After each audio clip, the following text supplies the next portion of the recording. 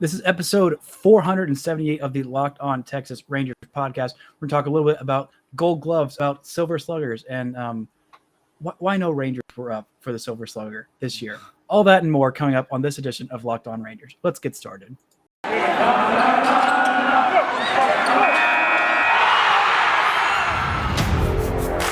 You are Locked On Rangers, your daily Texas Rangers podcast. Part of the Locked On Podcast Network, your team every day. You are locked on to the Texas Rangers. I'm your host, Brice Paterik, joined today by the ever illustrious, the Dayton sweatshirt wearing home field apparel representing Grant Schiller. How you doing, buddy? I'm doing tremendous. How are you? I am as good as I can be with the Astros having just won a World Series game. We're recording this on Thursday. You're listening to this on Friday, or you're listening to it some other time. Maybe the Astros have won multiple World Series games, which yuck at that concept. But there is one good thing we're getting. Besides, I guess it's not a good thing that's coming up at the beginning of December, but these are probably the last Major League Baseball games without a DH. How excited does that make you at that concept? I don't know. I don't like it. I like having the two leagues be different. It's a better game with the DH, but as a fan of an AL team, I love that there's another league with a different quirk. I think it's great how it is now. Oh, that is not what I expected from you at all. Are we at odds? Are we going to come to blows? I think so. I think I've got the fisticuffs cuffed. Oh wow! So you're ready for cuffing season. That's what that means, right? It's about fisticuff season. Yep, that's right. I kind of like the idea in principle. Like, oh look, a pitcher got a hit. Oh no! But I had this one guy who I used to write with at an old Tech blog, who every time any pitcher would get some decent hit or hit a home run, oh yeah, look, all pitchers can hit. And I'm like, do you know how much you're cherry picking, buddy? Have you looked at the greatest hitting pitcher of all time, which he didn't even use Shohei Ohtani as his reference point? And I'm like, that's your number one mistake. If you're gonna rally around one guy, he was oh yeah, no, what's his face? The Madison Bumgarner's yeah, look at how great Madison Bumgarner is. What was it season high for an OPS was I think maybe he's gotten up to 600. I can't even remember if he's gotten. He's got to be better than that. I don't know about that. Let me go look this up because it's gonna bother me if I don't. The hitting goats are always gonna be Hampton and Micah Owings for me. Hampton and Micah Owings. Those are not names standing out to me. You don't know Mike Hampton? No, I don't. Okay, I am wrong on his career high for OPS. He had one season, it was 755 OPS. He had 4 home runs in 78 at-bats. Then he had the next season, he followed up with 5 home runs in 81 at-bats, a 743 OPS. Other than that, never had an OPS higher than 629. That was only the next year he had a 629 OPS. Oh, excuse me, he did have one more 700-plus OPS. In just 15 games, though. That does not count. 15 games is too small a sample size for my pitcher hitting of this very small sample size. But his career OPS in 13 years is 524. The greatest hitting pitcher of this generation is a 524 OPS for his career. No. That is not enough to prove the rule or whatever. Yeah, to be clear, if I was a fan of a National League team, I'd be very happy. But since that's the form of baseball I watch less of, I enjoy it being different. Yeah, I'm sure the Dodgers are really happy about it, and I'm a little worried that it's going to make them want to keep Corey Seager more because you have more chances to add more bats into your lineup, and keep some more of their ridiculously good lineup and make them even deeper. But again, maybe it'll be good for my beloved longtime NL team, the San Diego Padres. They can get former Gold Glover Eric Hosmer, multiple-time winner, I believe, Eric Hosmer, off of first base because he's so bad defensively, which, I talked a little bit about it yesterday, But the Gold Glove Awards are like by far the worst awards. The usually awarded to the least deserving people in baseball. And it just makes me so angry every year, especially this year with IKF getting hosed and Adolis Garcia getting hosed, much like he hosed many runners down at the plate from right field and center field this year. Yeah, I mean, it's gotten better, but it's not always the greatest award. It's a cool thing if you get one, but it's just not that great. Why is it that like this award over I think every other award? I mean, like it's hard to like screw up Silver Slugger because it's like pretty objective, like, all right, who hit ball good, that guy get award. Right. Defensive metrics are still just so far behind because there's so many more factors that go into it and variables to measure that are way more difficult than a 1-versus-1 matchup, hitter versus pitcher. So it makes sense. I'm just glad that they mostly use some of these metrics nowadays instead of like, oh, Derek Jeter hit 320. Let's give him the Gold Glove. I mean, that's really how it was for the longest time. Yeah. I mean, even in his prime, Derek Jeter probably should have been playing shortstop or should have not have been playing shortstop because A-Rod was a better defender. I mean, he's a tool and whatever, but like he was a better overall player significantly than Jeter. Yeah, I mean, A-Rod was awesome. Like we kind of remember, or at least I kind of remember him mostly as kind of the hulking third base slugger towards the end of his Yankees career. That dude was a pretty good shortstop when he was younger, when the Yankees first got him. I mean, he was a really good athlete.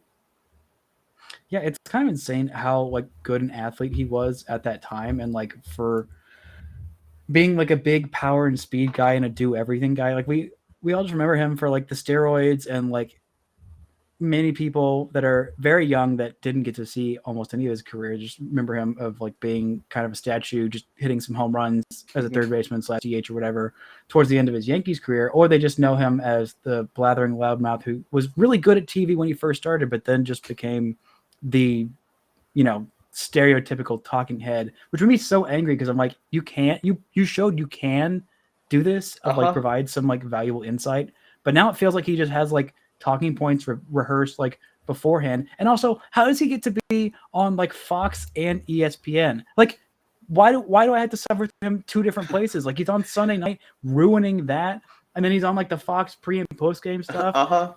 I'm like, what? There should be some non-compete clause. I should only have to suffer through you in one of these places. Like, please, someone make that happen. A-Rod's agent, make that happen, because that's just not fair to us to suffer through double A-Rod. And it's too bad because the first couple years when he was doing really well, he was like rehabbing his image and people were starting to like him again. And then now he's just kind of another crappy hot take announcer. Yeah, and ESPN thinks that he's really good at that, and they're going to keep him in his big role and just like switch out whoever's with him. And I think, was it Matt Scourgeon that was the ESPN Sunday night guy that I don't think is anymore? Yeah. Like he had some good moments, but it felt like A-Rod really dragged him down. They just, every single Sunday night baseball was like, here's why every hitter today sucks. Here's why batting average is the only thing that matters. What's OPS? They did launch angle there and they got a fly out. So launch angle is bad. Hit ground balls, kids. Yes, hit ground ball. Like Mr. 700 career home run hitter is like, actually what made me great is that I hit a lot of singles. No, you didn't. You hit a lot of bombs. You hit a lot of bombs, and that's why you were so good at baseball, because a home run is literally the best possible outcome when you step up to the plate. A single is not. I mean, that's a rally killer, though. My gosh. Stupid rally killers and outdated memes outdated thinking will be the death of me. But I'm going to take this quick break. When we come back, we'll look a little bit at Silver Sluggers, a little bit at playoffs, and, maybe some more at A-Rod. But first, this word from our sponsors. Today's episode is brought to you by Built Bar. You know that Built Bar has a bazillion delicious flavors? I mean, there's like 9 and the occasional limited time flavors that are all really stinking good. But when you talk to a Built Bar fan, they're definitely passionate about their favorites. If you don't know the flavors, you're missing out. There's cherry barcia, raspberry, mint brownie, double chocolate, salted caramel, strawberry, orange, cookies and cream, German chocolate. They're just all fantastic. I really love the salted caramel. Like I love anything caramel and chocolate. it's a great combination. And you know what else is a great combination, Grant? Besides power and speed, I bet I do know. But go ahead, tell me. It's healthy plus delicious. That is That's the what I was Built Bar thinking. combination. There's 17 to 18 grams of protein in the bars, calories ranging from 130 to 180, only 4 to 5 grams of sugar, and only 4 to 5 grams of net carbs. Amazing flavors, all tasty, all healthy. So go to built.com, use promo code LOCKED15, and you'll get 15% off your order. Use promo code LOCKED15 at built.com. Now, let's get into these Silver Slugger awards. Spoiler alert, there are no Rangers that were nominated for this award. And Joey Gallo was nominated as a DH. Like, yeah, putting him in the likes of Shohei Ohtani, Yordan Alvarez, Giancarlo Stanton, and Nelson Cruz. But this makes me angry because Joey Gallo was not a DH this year. He played right field. He played left field. He was also nominated for a Gold Glove. Yeah, right.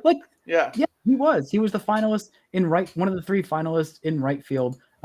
Which maybe meant Randy Rosarena was nominated for a left field Gold Glove. I mean, like, there's not a whole lot of like great defensive left fielders. Kind of where like the afterthoughts and the defensive liabilities I feel like always go.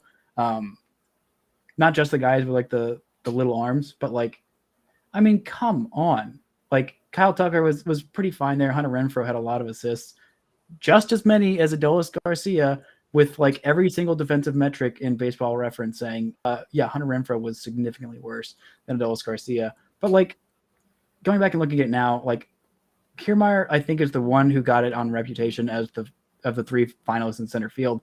Miles Straw had a really good defensive year. Michael A. Taylor had a fantastic defensive year for the Royals. But Joey Gallo is not, he can't be a Gold Glove nominee and a DH. Yeah, this year, you know how many games he played at DH? What, like 5? 14. 14, okay. 11 with the Rangers. DH right there.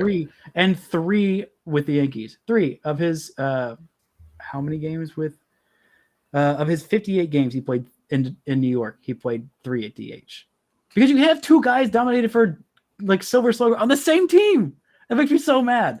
But anyway, if you were to say that that one of the Rangers players was absolutely snubbed, absolutely wrecked, and you were distraught at who was so badly snubbed to be named a Silver Slugger finalist from the Rangers, who is it on this team that you'd say was snubbed? Yeah, I think you'd have to go right back to your breakout outfielder, right? Jason Martin. I mean, you got a point. Jason Martin did have, if you're only counting what happened in AAA, then I think he was definitely he crushed it. He was definitely, robbed. But I'm going to go ahead and say the very strong hitting player, a guy who's, OPS plus is a little bit below average. Batting average, though, that's all that matters. He hit 333. Dane Dunning. One hit, one single in 3 at-bats, 4 plate appearances. Does have a 25% strikeout rate, but, I feel like he really got robbed. And also Isiah Kiner-Falefa, while I'm getting mad about him being snubbed for things, he led the American League in singles, 136. Like, if A-Rod, who knows baseball very well, talking about all these spray singles, 136 singles, 4 more than the next closest, Mr. Fletcher. So eat your heart out, long ball hitters. The Silver Slugger should go to the guy with the most singles, Isiah Kiner-Falefa, and Dane Dunning. You were robbed of your awards, and I will not sit idly by and take this while sitting down. I mean, I will sit, and I mean, I am sitting, and I will probably continue. And you will take it, but I'm not going to be happy about it. Yeah, so. Well, you'll sit and take it somewhat grumpily. Yes, I will frown and wag a finger and furrow my brow. Ooh, a whole finger wag. Okay. Yeah. They got several wags of the finger and give one more furrowed brow, so they know that I'm serious. So these voters, like, you got to step it up, and you don't want another finger wag. You can handle it because That is too much Well, disappointment. Just imagine if they get the forehead rub from you. I mean, I don't want to go that far. Like that feels like a bit aggressive, and I don't want to hurt anyone's feelings, even though they hurt mine and Isiah's and Dane's. I don't need Dane to be done like that, because Dane is Dunning. That's what he does. But we're gonna take a quick break. When we come back, we're gonna talk about the bullpen, more specifically, what new name the bullpen should have. Coming up right after this word from our sponsors. Today's episode is brought to you by betonline.ag. We're back and better than ever with a new web interface to the start of basketball season and more props, odds, and lines than ever before. BetOnline remains your number one spot for all the basketball and football action this season. Head to our new updated desktop or mobile site to sign up today. Receive your 50% welcome bonus on your first deposit. Just use our promo code LOCKEDON to receive your bonus. From basketball, football, baseball postseason, NHL, boxing, and UFC, right to your favorite Vegas casino games. Don't wait to take advantage of all the amazing offers available for the 2021 season. BetOnline is the fastest and easiest way to bet all your favorite sports. BetOnline, where the game starts. Now, I talked a little bit about this yesterday, about PETA's maybe second good idea. The first is changing the expression, beating a dead horse to feeding a fed horse. That's just kind of fun. But their second good idea for anything is the arm barn. Is the arm barn, which I love it. I love it. Like I said yes, it's fun, it's goofy, it's ridiculous, which all of which apply to people in the bullpen. Like that's where the weirdos go hang out. Like it's a great thing. Levi Weaver made the point that it is more of a pen than a barn, so he does not appreciate, would not approve the change. But I gotta say, Levi, I strongly disagree. Yeah, it kind of rhymes. Yeah, what else do you need? Yeah, maybe it's arm barn. Well, it just kind of rhymes. It's close enough. It's like it's rhyme adjacent. Yeah. And that's all that really matters. Also, I don't know if you saw Taylor Hearn's tweet about him coming out of the arm barn. He tweeted a video of blazing saddles of the sheriff riding out on his horse, which I love Taylor, and I hope that he never has to come out of the arm barn again. I hope he gets to consistently be a starter. But if he did, I hope he gets to call it the arm barn. Like at first, Glenn, what is the arm like? If there was no context behind this, what would you say the arm barn is? If someone's just like, oh yeah, I'm going down to the arm barn. Like, what would you on first hearing think that they're talking about? Well, to be honest with you, I'd probably think it's a gun store. Like a wholesale gun store? Yeah, it feels like a very Texas gun store. I like that it means bullpen pitcher is much better than that. But I feel like it's a cheap, like secondhand gun store in Weatherford, Texas. Oh my gosh, that's exactly what it could be. I thought maybe it might be like a place where you get like knockoff prosthetics. There's something about a barn, like Ooh, okay, I don't know why, but like barn, like there's so many things. I guess my main thought when I hear barn is not even like, it's not even like farm animals or like big red house where, I don't know, cows poop or something. But it's like they do that there. They do that. There you go. But it's I don't know if you've watched Schitt's Creek, but there's this store called the Blouse Barn, and that's like always what I think of first is, oh yes, the Blouse Barn for all the high-end fashion equipment in the town of Schitt's Creek. But if we had to come up with a different name besides the Arm Barn for a bullpen, what would you choose? What would be one of your first choices? Oh, on the spot? Oh man, that's I'm gonna have to pass on that. I'm not creative like that on the spot like that. I can't. I don't have that in me. You got some? I mean, I said that, and I was like, why don't I just send this to him? Maybe he'll think it's something I can rant off. Like arm barred, like it just feels like right on the nose. Like maybe like it's got to be some like alliteration. I think is good. Maybe like the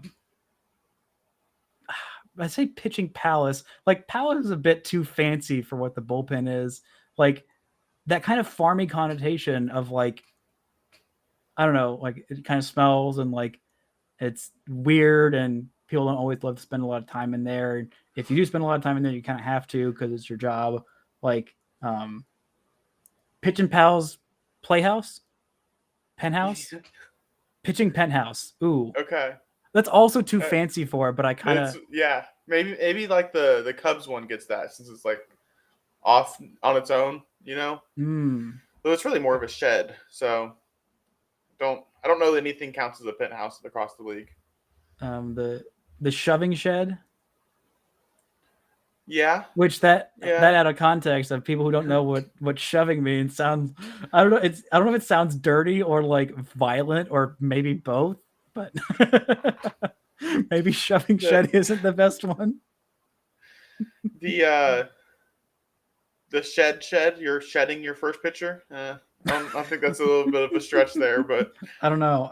It could work. There's definitely, I feel like bullpen guys have like 1,000 of these. Like next time I talk to a major league reliever, I want to ask them what they would rename the bullpen if they had their chance. They don't get to use arm barn because the fine folks at PETA already gave us that.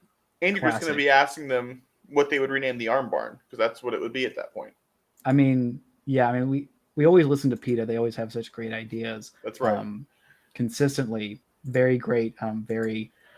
So just so like PETA on Twitter does this intentionally, right? Like they know that they're they meme themselves. I would assume at this point, right? I think they got to know that they're a bit at this point. Like, right. I mean, because clearly they're not like spending their time to like actually like help animals or like do things. They're just like, what if we just like do some weird things like that commercial they did like a couple years ago. I don't know if you saw it, but one of the most disturbing and weird commercials, and of course it was by PETA, but it was basically two young people, you know, being intimate, and it was implying that if you go vegan, then you'll be better in the bedroom. I don't know how they got there, but like they went there and it was deeply uncomfortable. And I'm like, what? This is like PETA tweeters. Are they just like tweeting erotic things now? Is that just what they're doing? They're just making erotic videos. Like, yeah, don't eat meat. You'll be hot and you'll be with hot people. It's like, I don't know. I wish I had known that. After that, I will try and go find it for you. But like after that, I was like, all right, like this whole PETA thing, like you got to know you're a bit and you're leaning into it, which like I respect, but I also hate you because you're a terrible organization. But like, I do commend them for the use of the arm barn. Like it plays. It's plus. It's plus. It's definitely got some long-term viability. Bullpen, I'll give them. Bullpen is kind of outdated. I have never been to a pen of Bulls. I don't even think I've seen a pen of Bulls outside of like Red Dead Redemption 2. How soft are you? If you look, if I don't spend like at least 2 hours a week just in the pen with Bulls and pure red, like I'm not living. Actually, that's a lie. I have seen Bulls penned up at a rodeo. I am at least that Texan. I do get to recover like a little bit of Texan points, but not too much because I haven't ridden with them. I haven't run with them in Pamplona. Honestly, I just feel like I get in their way, and you know they don't need me there to possibly gore or maim. Like I can gore or maim myself in other ways. And that is a pretty fun one if you're gonna go do it. But like, it is, yeah. Of all the ways to get gored or maimed, it's up there. It's definitely in my top 10. But like then I have to run, and like I'm just not a fan of that. It's a lot of work to like not get gored or maimed. You know, it's a really easy way to get not gored or maimed. Just like sit at home. Bulls aren't usually going to break into your home. That's where you're wrong. Well, I haven't been broken into. My apartment hasn't been broken into by a bull yet. It doesn't mean that it can't happen. So I guess I got to prepare myself for some bull goring. But that like I'm on the second floor, and like I guess once they get up, I just like go downstairs because cows can't go downstairs. Is that right? So it is. Yeah, cows. Okay. And I'm assuming bulls as well they can walk upstairs, but they cannot walk downstairs. Like for real? Is for that real. an actual fact? No, I think that's a real actual thing. Oh, okay. That I learned a medical drama of, I believe, New Girl. But some sitcom did a whole bit about it. But man, Arm Barn is really just elite, iconic, and I respect them for it. I love that they're leaning into the bit.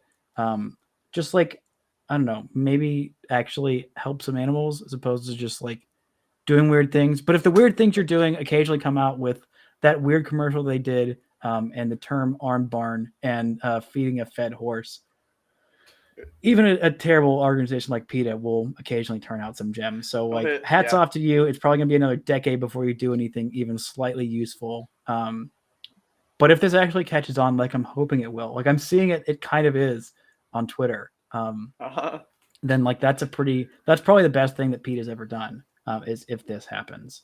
Not any of the like whatever PR stuff. I don't know. Actually, it's up there with that weird ad that I talked about before. But definitely on the weird side. Before we head out, let's go ahead and name our random Rangers. I know I didn't give you that much time to prepare. So I had forever to prepare because I know we do this. I've got let's go Ryan Straussberger. Ooh, that's a good one. That's a really good one. I mean, give us the deets for those who are not aware of the greatness of Ryan Straussberger. Yeah, so he was a let's see, according to Fancraft, he was a 16th round pick in 2010. He bounced around the Ranger system for a while. He was in AA from 2012 to 2014.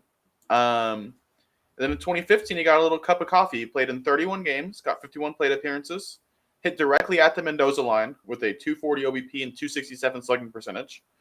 And that was the extent of his big league career, but he made it, which was really cool. He was a center fielder, kind of just your basic minor league depth white guy center fielder, but he got a little cup of coffee.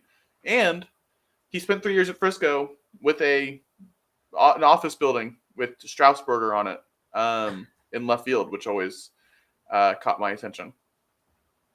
Well, I'm going to go pretty random for mine. I realized this guy had such a long, storied career before his time in Texas. A guy who played 30 games with the Rangers in 2010. The one, the only, the great Jorge Cantu. Oh, Jorge Cantu. I know. Yes.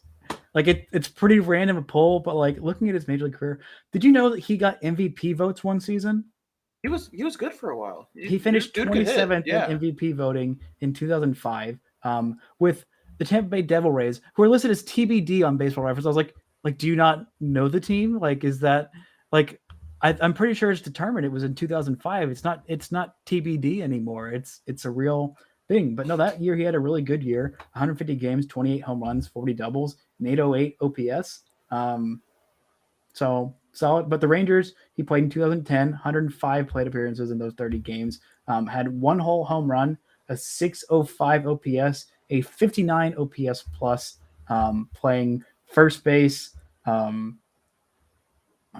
third base, and second base, and also pinch hitting, I think, a couple times as well. But if you'll remember, his big game came in the division clincher.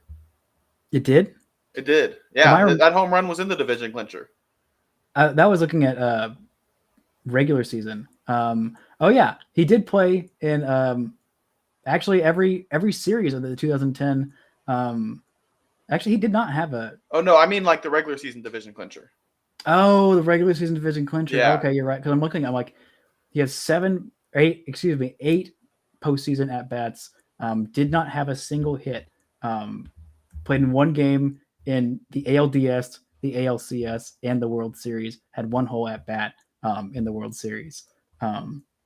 Did not get a single hit. Struck out 3 times in his 4 plate appearances in the ALDS, but did not strike out again. So, improvement. Maybe if he got another chance later on. But gosh, he went from like pretty good to like flaming out. Because I mean, that time with Texas, he was 28 years old. I mean, the MVP vote season was in 2005. He only played one more season, played 57 games with the San Diego Padres in 2011, and that was it for his major league career. But yeah, somehow he made $6 million that year that he was with the Rangers. I mean, the Rangers didn't pay for all of it. I mean, he played for the then Florida Marlins for 97 games beforehand. And then was he traded for or was he cut? I think the Rangers traded for him at the deadline. Obviously their biggest, mid-season acquisition that year, not Cliff Lee, but it was Jorge Cantu. That was the big acquisition at the trade deadline in 2010, as we all know. Well, can we do a secondary one here along the same lines? Christian Guzman, also veteran, 2010 trade edition. He looks like he got 50 plate appearances with the Rangers, and in those 50 plate appearances, managed to be worth almost a full -1 win. That's impressive. That ended his career. I want to say, I'm looking it up right now. I want to say it was Ryan Tatusko and Tanner Roark who got traded for him, which not a great trade.